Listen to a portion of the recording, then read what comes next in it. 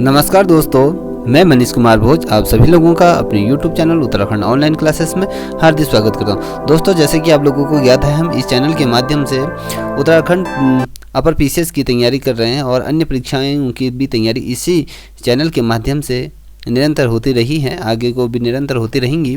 दोस्तों, आज जो उत्तराखंड लोअर पीसीएस या अपर पीसीएस के जो प्रारंभिक पाठ्यक्रम के आधार पर हम आज का जो हमारा जो टॉपिक रहने वाला है वो भारतीय संविधान से ये रिलेटेड रहने वाला है। यूनिट 3 ये रहेगी, जिसमें आप महत्वपूर्ण चीज़ों को देखोगे।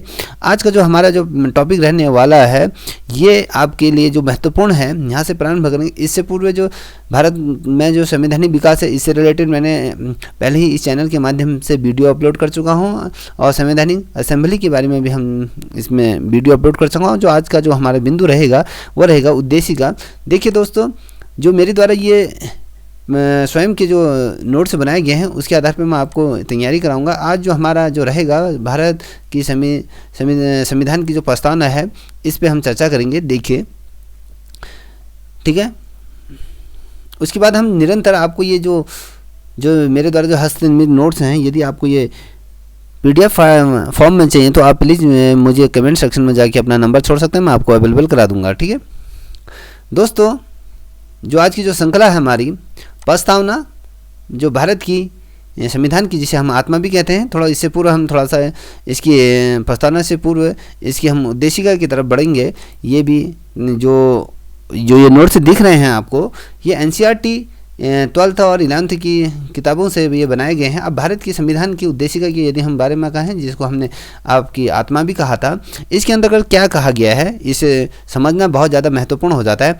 हम भारत के लोग भारत को एक संप्रभुत्व संपन्न समाजवादी पंथ निरपेक्ष लोकतांत्रिक गणराज्य बनाने के लिए तथा उसके समस्त नागरिकों को, अब इतना हम इसको समझते हैं पहले ये क्या कह रहा है, क्योंकि जो हमारी उद्देशिका है, ये प्रस्तावना जिसे हम कहते हैं, उसके तत्वों को हमें समझना बहुत ज़्यादा महत्वपूर्ण हो जाता है, क्योंकि इसी से रिलेटेड क्वेश्चन एग्जाम में पूछे जाते हैं। अब देखिए, हम भारत के लोग बोल रहे हैं। अब हम जितने भी हम भारत में निवास करने वाले जितने भी लोग हैं, हम उन सभी को लेके इसके अंतर्गत चलेंगे, क्योंकि हम भारत के लोग जितने भी भारत के अंतर्गत हैं, हम उन सभी को एक साथ लेके चलने की संविधान में बात की गई है। भारत को एक संप्रभुत्व संपन्न समाजवादी कहने का मतलब है, हम भारत को संपूर्ण रूप से, संविधान की जो प्रस्तावना है उसमें भारत को संपूर्ण प्रभुत्व संपन्न राष्ट्र इसको हम बनाएंगे या इसको घोषित किया गया है। देखिए, जो भारत में अपने आंतरिक या कहें या भाई जो मामले होते हैं, या फिर किसी भी विदेशी सत्ता के अधीन नहीं होते हैं, या हम कहें या अपनी किसी भी आंतरिक या बाह्य जो नीतियां होती हैं, उनके लिए राष्ट्र में एक साथ संधियाँ होती हैं या मित्रता कहें, या पूर्ण रूप से हम उसके अधीन रहते हैं अपने भारत के। अब पंथ निरपेक्ष हम एक समान होकर इसके साथ चलेंगे, ये ऐसी भावना है इसके अंतर्गत ये है। अब देखिए, हम इसमें आपको जो मेरे द्वारा जो नोट्स बनाए गए, इसमें कह रहे हैं हम भारत के लोग भारत को एक संपूर्ण संप्रभुत्व संपन्न समाजवादी पंथ निरपेक्ष लोकतांत्रिक गणराज्य बनाने के लिए समस्त नागरिकों को, देखिए हमारा जो दायित्व बनता है जो अपने देश को लेकर, हम उसको लोकतांत्रिक लोगों का जो चुनी हुई सरकार, लोकतंत्र के अंतर्गत हम ये कहें कि लोगों को ऐसा अधिकार दिया गया है संविधान द्वारा कि हम अपनी सरकार अपने अनुसार चुन सकते हैं। क्या हमें इतनी स्वतंत्रता इसके अंतर्गत दी गई है? हम लोकतांत्रिक देश ऐसा चाहते हैं कि ऐसे राष्ट्र की हमने इसमें कल्पना की है, जिसमें गणराज्य बनाने के लिए उसके जो समस्त नागरिकों को, देखिए गणराज्य तब बनेगा जब हमारे देश में एकता, अखंडता, ये इत्यादि चीज़ें रहेंगी, जब हम पे भाईचारे का जो प्यार मोहब्बत है वो चीज़ जब बरकरार रहेगी। ये सारी चीज़ें जो हमारा जो देश है, वो हम कहते हैं कि ना, कि जो हमारा देश है वो विभिन्न रंगों का मेल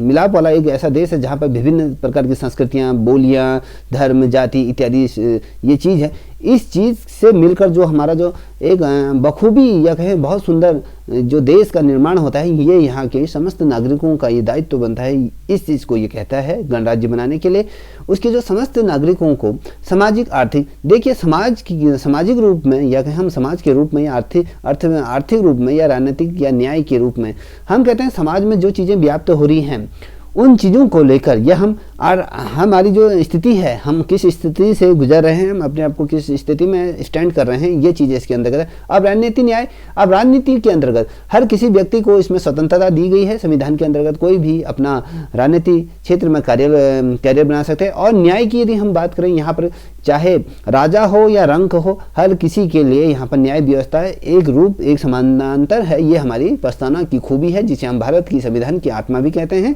ये इसकी खूबसूरती है। इसी से तो हमारा जो या कहें जो हमारा राज्य बनता है या हमारा देश बनता है, इसकी खूबसूरती के कारण बनता है। एकदम हम कहें या दोस्तों, ये वाली जो बात है, जो महत्वपूर्ण ये चीज़ रहेगी, जो भारतीय संविधान के जो प्रारंभ में जो रखी गई उद्देशिका है, हमने उद्देशिका के बारे में आपसे बात करी। अब ये क्या होता है, जो संविधान की जो पूर्व में जो संविधान की जो उद्देशिका को रखने का जो महत्वपूर्ण स्थान इसके अंतर्गत रखा गया है। अब आप देखोगे, यदि हम भारत के जो संविधान है, अगर हम संविधान को पूर्ण रूप से अगर उसका अवलोकन करें तो कहीं ना कहीं हमें देखने को मिलता है सारा कुछ उद्देशिका के अंतर्गत जो ये चीज़ें कही गई है। हम भारत के लोग, हम भारत को एक संपूर्ण प्रबुद्ध राज्य और धर्मनिरपेक्ष लोकतांत्रिक बनाने के लिए समस्त नागरिकों को सामाजिक न्याय, राजनीति और विचार अभिव्यक्ति, विश्वास, उपासना, धर्म की स्वतंत्रता, ये चीज़ें कही गई है ना, ये इसलिए कही गई हैं कि हमारा जो संविधान है ये इसी बिंदुओं पर पूर्ण रूप से आधारित है। और यदि आप संविधान को अच्छी तरह से पढ़ोगे तो ये जो इसकी उद्देशिका में लिखा गया है सारा कुछ उसी के अंतर्गत समावेशित है। जो उद्देशिका में जो वर्णित है वही आपको संविधान की जो पूर्ण रूप से अगर संविधान का अवलोकन करोगे वही चीज़ आपको यहाँ देखने को मिले। इसलिए इसको समानांतर रूप में या कहें छोटी सी कुंजी के रूप में इसे प्रस्तुत किया जाता है। और उद्देशिका को भारत की कुंजी भी कहा जाता है या इसकी आत्मा भी ये कहा गया है। दोस्तों, यदि मैं बात करूं जो उद्देशिका का जो आधार है उसको दर्शाने के लिए क्या होता है, राजनीतिक, धार्मिक और यदि मैं कहूँ नैतिक मूल्यों का इसके अंतर्गत उल्लेख किया जाता है। जो हमारा जो संविधान है उसका आधार स्तंभ ये बनता है। और यदि इसके अंतर्गत हम और चीज़ों का वर्णन करें तो आप इसे ध्यानपूर्वक सुनिए, वो उसी प्रकार से आपके समझ में आ जाएगा। और जो उद्देशिका में जो जनता की जो भावनाएं हैं या महत्वाकांक्षाएं हैं या सूक्ष्म रूप से उसको समावेशित किया जाता है, तो ये संविधानकर्ता या कहें जो विद्वान रहे उन्होंने इस चीज़ को उद्देशिका में संविधान की आत्मा के रूप में इसे सम्मानित रूप से इसको सुसज्जित किया है और उसको उस चीज़ में एक महत्वपूर्ण स्थान इसके अंतर्गत दिया। अब यदि हम बात करें दोस्तों, जो ये चीज़ आपको दिख रही है ये बहुत ज़्यादा महत्वपूर्ण है। और कभी क्वेश्चन आ जाता है कि आपसे कभी पीसीएस के जो इंटरव्यू में आपको कहते हैं कि उद्देशिका के बारे में पूर्ण रूप से जो उद्देशिका है उसको एक बार आप अपने मुखमंडल से उसे उच्चारण कीजिए। तो आपको ये याद होना चाहिए कि हम भारत के लोग भारत को एक संपूर्ण प्रभुत्व संपन्न साम्यवादी और धर्मनिरपेक्ष लोकतांत्रिक गणराज्य बनाने के लिए उसके जो समस्त नागरिकों को या सामाजिक कहें या आर्थिक कहें या राजनीति, न्याय, विचार, अभिव्यक्ति, विश्वास, धर्म और जाति उपासना की स्वतंत्रता, प्रतिष्ठा और अवसर की समानता प्रदान करने के लिए तथा उसके जो उन सभी व्यक्तियों की जो गरिमा है वो राष्ट्र की एकता और अखंडता को सुनिश्चित करने वाली एक संप्रभुत्वता बढ़ाने के लिए इस चीज़ का दृढ़ संकल्प हम लेते हैं। अब दोस्तों, यदि मैं इसकी दृढ़ संकल्पता की यदि मैं बारे में बात करूं, देखिए दृढ़ संकल्प होकर हम अपनी संविधान में आज की तारीख, जो आज की तिथि में यदि मैं बात करूं 26 नवंबर 1949 को 71 इस संविधान में अंकगृहीत, अधिनियमित और आत्मसमर्पित इसे हम करते हैं। देखिए, अगर हम कहें जो हमारा जो संविधान बना 26 नवंबर 1949 को, ये संविधान को पूर्ण रूप से अंकगृहीत करके इसे संविधान की आत्मा के रूप में इसे प्रस्तावित करते हैं। अब दूसरी तरफ अगर हम देखें, जो ये नोट्स बनाए गए हैं इसमें विचार, अभिव्यक्ति, विश्वास, धर्म, उपासना की स्वतंत्रता के बारे में बात करता है। ये हमारी खूबसूरती है कि हम भारत की जो अभिव्यक्ति के बारे में, व्यक्ति विशेष के इसमें बारे में बात की, क्या हम एक दूसरे पर क्या इतना ट्रस्ट करते हैं या नहीं करते हैं, ये हमारी खूबसूरती है। हम हर किसी व्यक्ति विशेष पर, जो भारत के रहने वाले लोग हैं, हम उन पर विश्वास करते हैं। और यदि धर्म की बात करें, धर्म की उपासना की स्वतंत्रता, कोई भी व्यक्ति किसी भी धर्म को मान सकते हैं। यदि मैं बात करूं, आप लोगों के लिए बहुत ज़्यादा महत्वपूर्ण, क्योंकि देखिए, हम अगर सिख धर्म के अनुयायी नहीं भी हैं तो हम सिख धर्म को फॉलो करते हैं, और हम गुरुद्वारे जाते हैं या अलग अलग मस्जिद जाते हैं या मंदिरों में जाते हैं, या क्रिश्चियनों के जो चर्च होते हैं हम वहाँ भी जाते हैं। ये हमारी धर्म की उपासना है, ये हमारी धर्म की स्वतंत्रता देता है। ये हमारी किसी भी धर्म के रंग रूप को ना देखते हुए ये विभिन्नता की संस्कृति को उजागर करता है। ये हमारा देश है, ये हमारी सभ्यता है। आप कहते हैं प्रतिष्ठिता और अवसर की समानता। देखिए, यहाँ पर हर व्यक्ति अपनी जो प्रतिष्ठा है या कहें उसके जो अवसर हैं उनको पा सकता है। इसमें यह नहीं कि किसी व्यक्ति विशेष को इस प्रतिष्ठा का अवसर दिया जाता है या उसको सिफारिश के माध्यम से दिया जाता है, ऐसा नहीं है। यहाँ पर प्रतिष्ठा व्यक्ति अपने आप प्राप्त करता है, और अवसरों की इसमें ऐसा है कि हर किसी को ये समान अवसर दिए जाते हैं, और प्राप्त करने के लिए उन सब में व्यक्ति की गरिमा, हम कहें यदि इस प्रस्तावना के बारे में बात करें, हम उन सब में, देखिए, हम उन सब में ऐसी छवि छोड़ते हैं कि व्यक्ति की गरिमा और राष्ट्र की एकता और अखंडता सुनिश्चित करने की प्रबुद्धता है। अब कहने का मतलब है कि व्यक्ति विशेष द्वारा राष्ट्र की गरिमा को बनाए रखना और राष्ट्र की एकता और अखंडता को सुनिश्चित करता है। ये हम ये प्रण लेते हैं आज कि जो व्यक्ति विशेष द्वारा ये राष्ट्र की जो एकता है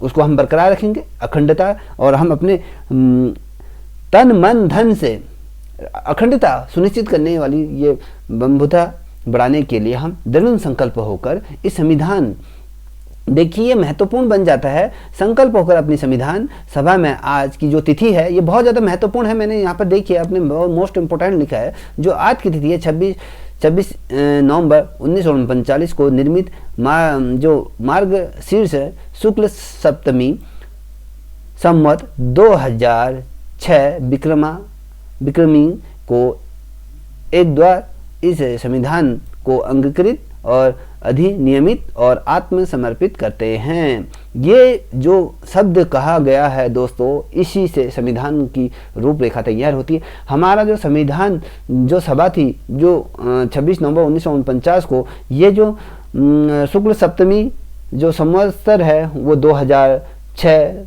विक्रमी को ये संविधान को अंगीकृत कर उस दिन इसे अपनाया गया है। इसको नियमित रूप से आत्मसमर्पित हम इसे करते हैं। अब थोड़ा सा हम इसकी प्रस्तावना की तरफ बढ़ते हैं। मोस्ट इम्पोर्टेंट चीज़ है संविधान की प्रस्तावना की यदि हम बारे में बात करें दोस्तों, तो संविधान की कुंजी भी इसे कहा गया है। बहुत मोस्ट इम्पोर्टेंट क्वेश्चन, इसी प्रकार के क्वेश्चन आपके एग्जाम में पुट अप होते हैं।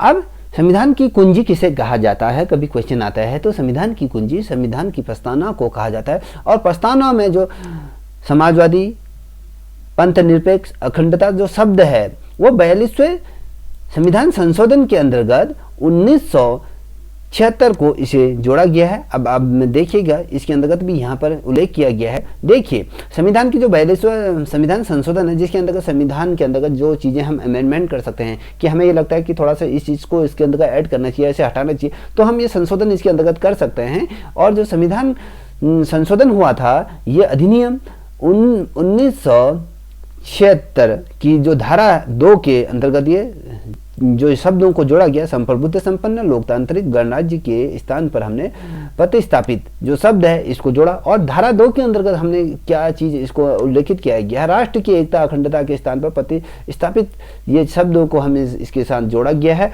और यदि दोस्तों इसके अंतर्गत जो महत्वपूर्ण फैक्ट जो नोट करने वाली जो बात है तो वो है जो 42वां संविधान संशोधन हुआ था, ठीक है, 1976 में।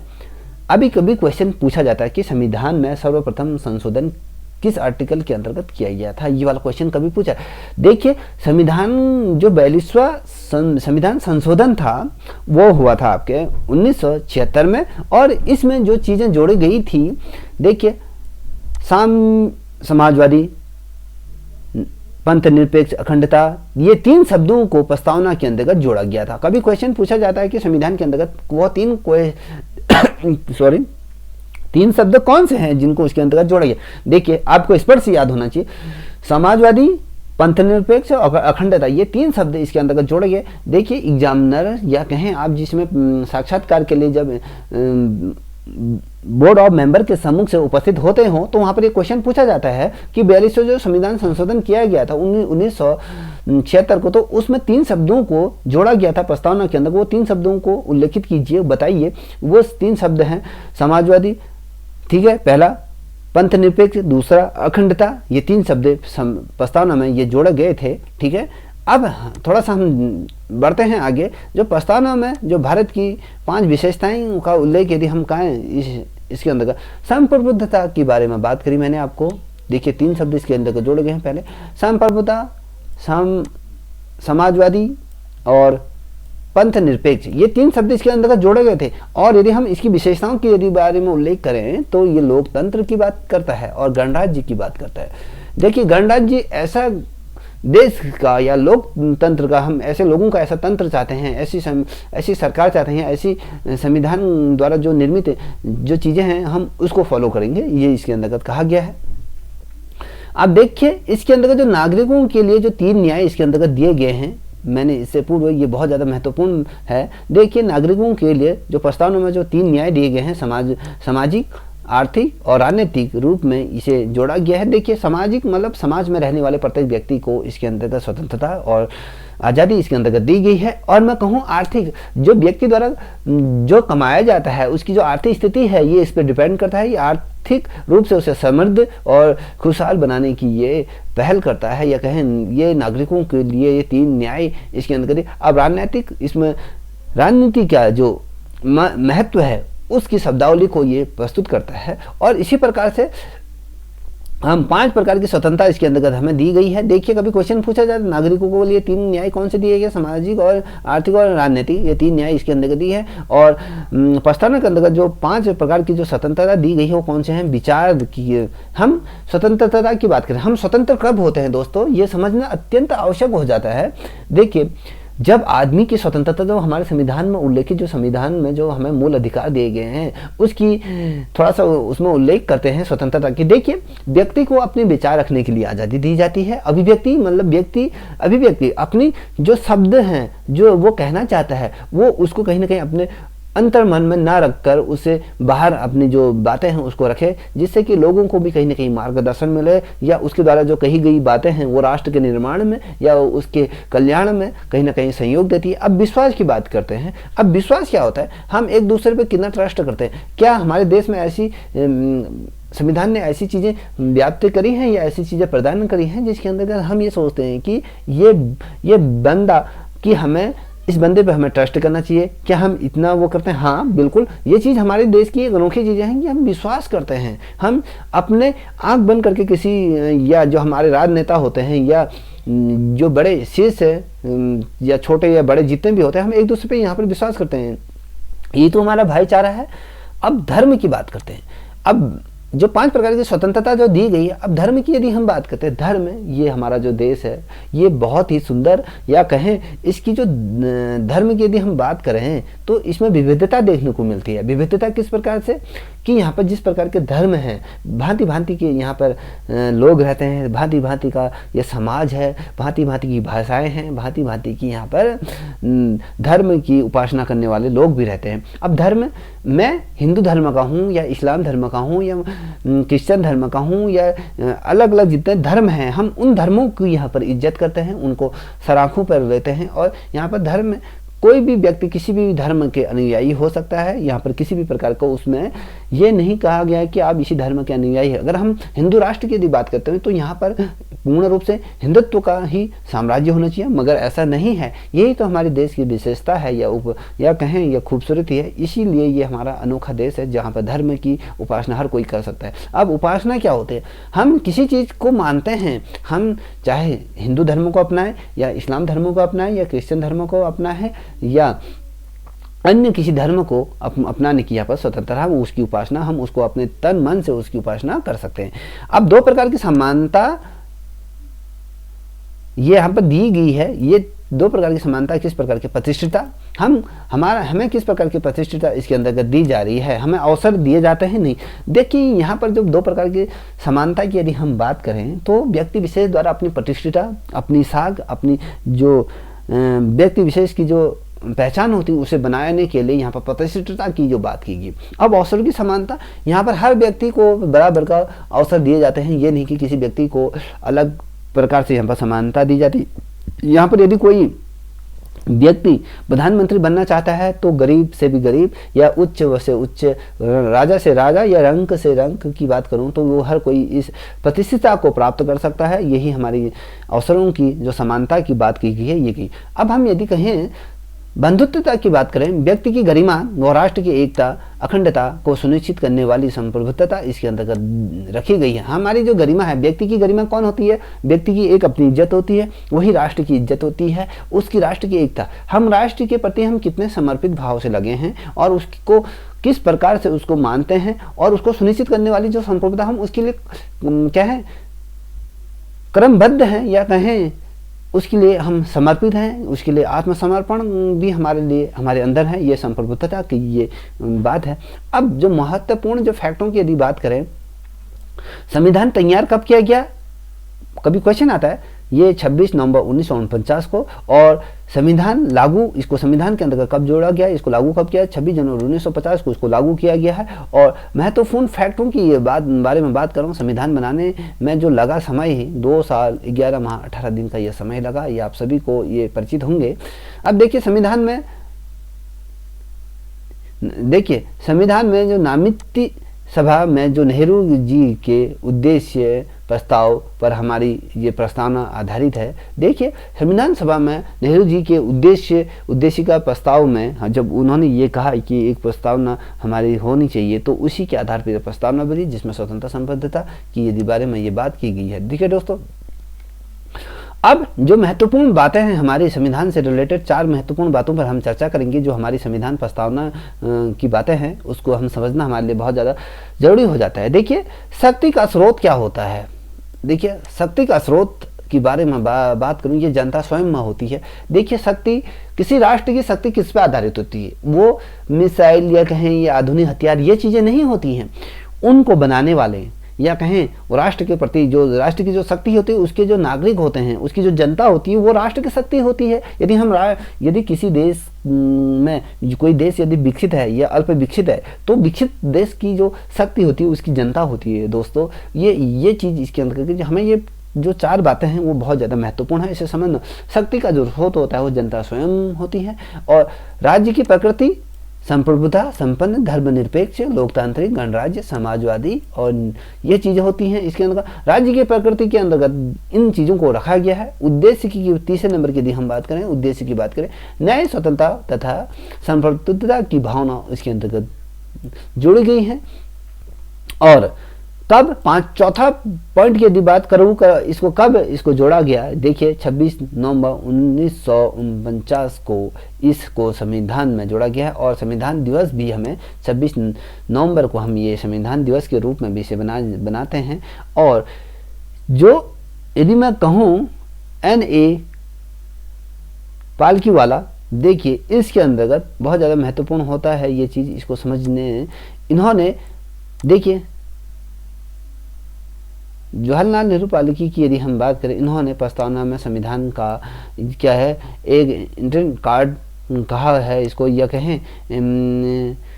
एक परिचय पत्र इसे कहा गया है। ठीक है, अब जो है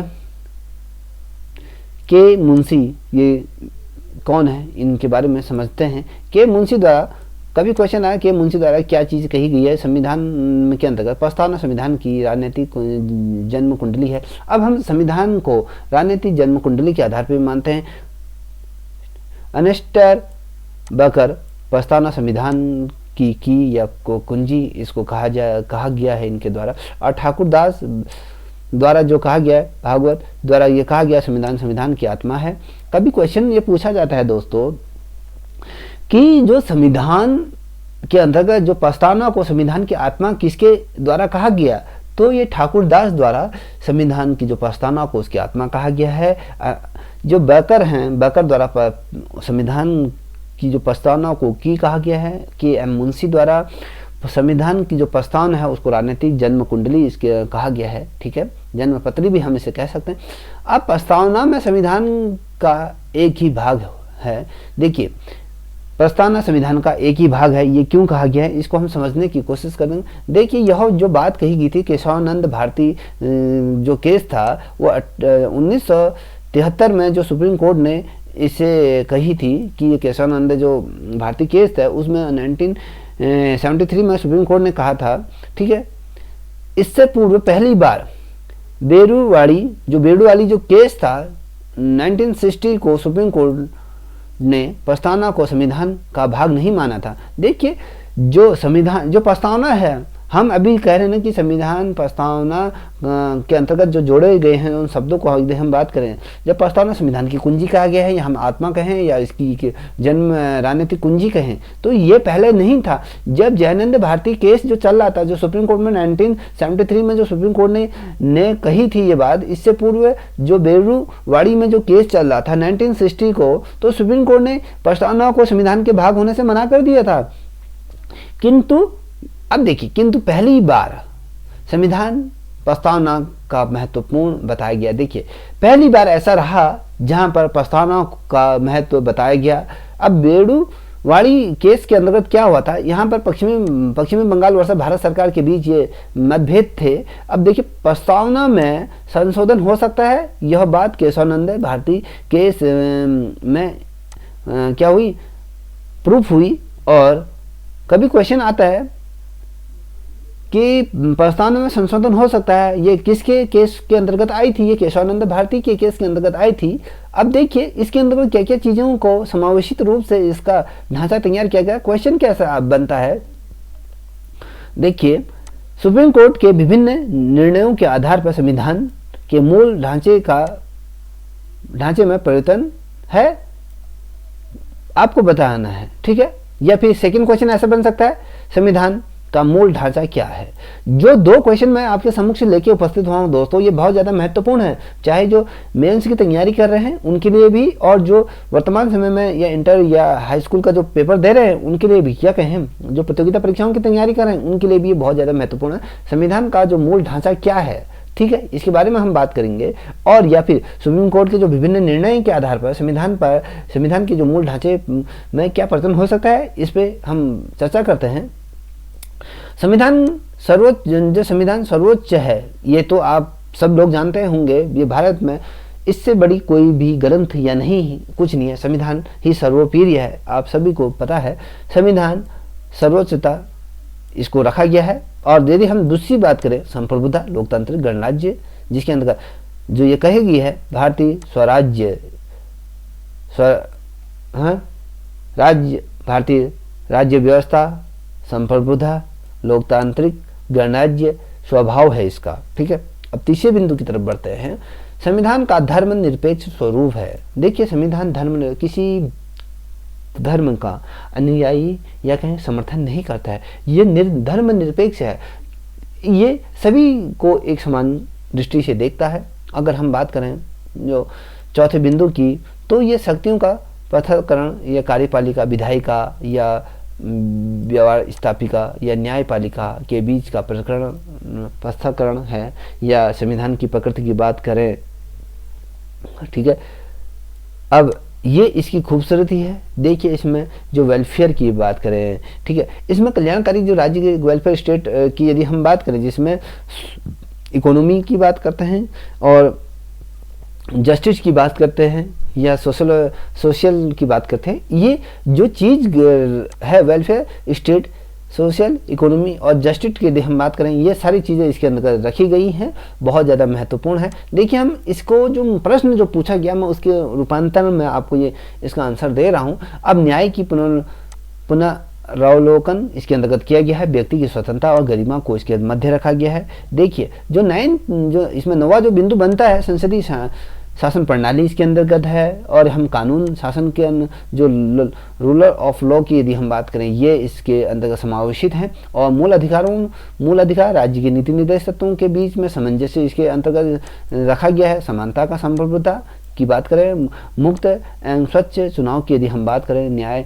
स्वतंत्र न्याय की यदि बात करें, जो इंडिपेंडेंट ऑफ जस्टिस की यदि हम बात करें, तो ये चीज़ है। अब संविधान संशोधन की संसद की सीमित शक्तियाँ, क्या संविधान संशोधन की जो शक्ति जिसमें नहीं निर्मित की गई है वो संसद की को ये दी गई, एक सीमा तक इसे सीमित शक्ति दी गई है। देखिए जो limit power of parliament assembly की यदि हम बात करें, जिसमें कॉन्स्टिट्यूशन ऑफ इंडिया को इसमें क्या किया जाता है, संशोधन किया जाता है, या इसमें ये चीज़ें इसके अंदर अवलोकित की जाती हैं, ये बहुत ज़्यादा महत्वपूर्ण हो जाती हैं। बिंदु टू बिंदु मैं आपको ये चीज़ों के बारे में बता रहा हूँ, आप अपनी कॉपी में लिख सकते हैं। अब हम 16वें बिंदु की तरफ बढ़े तो न्याय की सुलभता की यदि बात करें, ठीक है। अब ऐसी न्याय की व्यवस्था की बारे में जिसमें हमें फ्रीडम इत्यादि जो चीज़ें को है। अब इसके अंतर्गत 17 नंबर में जो प्रस्तावना के अंदर जो रखी गई है, जो निम्नलिखित बिंदुओं के तहत सुप्रीम कोर्ट की शक्तियाँ मूल ढांचे में हैं। और आर्टिकल 32 की यदि हम बात करें तो आर्टिकल 32 के अंतर्गत संवैधानिक उपचारों का अधिकार इसके अंतर्गत दिया गया है, ठीक है, सुप्रीम कोर्ट को। आर्टिकल 136 के अंतर्गत या कहें अनुच्छेद 136 के अंतर्गत मूल अधिकारों की जो अलावा जो सुप्रीम कोर्ट के में सीधे अप्लाई की जा सकती हैं, हम अपने मूल अधिकारों की सुरक्षा के लिए या हमारे मूल अधिकारों का यदि हनन होता है तो हम सुप्रीम कोर्ट के अधीन अपनी बातों को रख सकते हैं आर्टिकल 136 के अंतर्गत, ठीक है। ये हम प्रार्थना पत्र हम सुप्रीम कोर्ट को दे सकते हैं। जो आर्टिकल 141 है, इसमें सुप्रीम कोर्ट के आदेश सारे देश में लागू होंगे। ये चीज़ें अगर कोई चीज़ सुप्रीम कोर्ट उसे इम्प्लीमेंट लाता है तो उसे हर स्टेट या कहीं पूरी कंट्री को उसे फॉलो करना होता है, उसके अगेंस्ट वो जा नहीं सकता है। ये चीज़ इसकी खूबी है। देखिए आर्टिकल 142 के अंतर्गत देखिए आर्टिकल 144 में क्या कहा गया है, सुप्रीम कोर्ट के आदेश सारे देश में लागू होंगे, स्पष्ट है। और जो सुप्रीम कोर्ट में हम सीधा प्रार्थना पत्र देते हैं, यदि हमारे मूल अधिकारों का हनन होता है तो हम सुप्रीम कोर्ट में अपनी बातें रख सकते हैं। आर्टिकल 142 की यदि हम बात करें तो सुप्रीम कोर्ट के आदेशों के पालन प्रतिक्रिया इसके अंतर्गत होती हैं, ठीक है। अब जब हम बात कर ही रहे हैं दोस्तों प्रत्यक्ष लोकतंत्र के प्रकार को यदि हम बात करें तो इसके अंतर्गत हमें क्या चीज़ें देखने को मिलेंगी, हम उसमें बात करते हैं। परिचितता की बात करें या पहल की बात करें या प्रत्यावर्तन की बात करें या जनमत की बात करें या पब्लिसिटी की बात करें या रूरल की बात करें या इंडिपेंडेंट की बात करें या जो भी, ठीक है, ये चीज़ें इसके अंतर्गत आ जाती है। अप्रत्यक्ष लोकतंत्र के प्रकारों की यदि हम इसके अंतर्गत बात करें प्रस्तावना के अंतर्गत तो इसमें संसदीय शासन प्रणाली इसमें लागू है और अध्यात्मक शासन प्रणाली इसके अंतर्गत है। अब थोड़ा सा हम डिटेल में समझते हैं। सामाजिक न्याय की बात करते हैं प्लस आर्थिक न्याय की बात करते हैं, सम विवरणात्मक न्याय, ठीक है, इसकी बात करते हैं। अब इसी के अंतर्गत जो हम आगे देखेंगे भाग 1 भाग 2 ये सारी चीज़ें हम इसके अंतर्गत कवर करेंगे। उसके पश्चात हम देखेंगे जो हमारा जो फर्स्ट जो चैप्टर रहेगा, जो पहला अध्याय जो हमारा रहेगा, हम इसे कल देखेंगे। अध्याय 1 भारतीय संविधान क्यों और कैसे, संविधान की जरूरत क्यों पड़ी और इसको कैसे बनाया गया, इस पर हम चर्चा करेंगे। यहाँ से हम संविधान को संपूर्ण रूप से समझने की कोशिश करेंगे। ये जो नोट्स हैं भारत का संविधान से रिलेटेड जो भी नोट्स रहेंगे, जो पहला अध्याय रहेगा ये NCERT बुक 11th की है, जिसके अंतर्गत हमने नोट्स बनाए हुए हैं संविधान क्यों और कैसे, ये चीज़ें हम इसके अंतर्गत देखेंगे। दोस्तों यदि आप लोगों को ये वीडियो आपके लाइफ में एक नया परिवर्तन लाएं या कहें आपकी जो प्रतियोगिता परीक्षाएं हैं उसमें कहीं भी हेल्पफुल लगे तो इसे प्लीज़ इसे लाइक शेयर कमेंट और सब्सक्राइब अवश्य करें और अपने दोस्तों को भी इसे शेयर करें और हो सके तो इसे अपने जीवन में लागू करें और एक अच्छे व्यक्ति और एक अच्छे नागरिक के रूप में आप अपने जीवन को निर्वाह करें और एक उच्च पद को प्राप्त करें। आज के लिए इतना ही। जय हिंद, जय भारत, जय उत्तराखंड।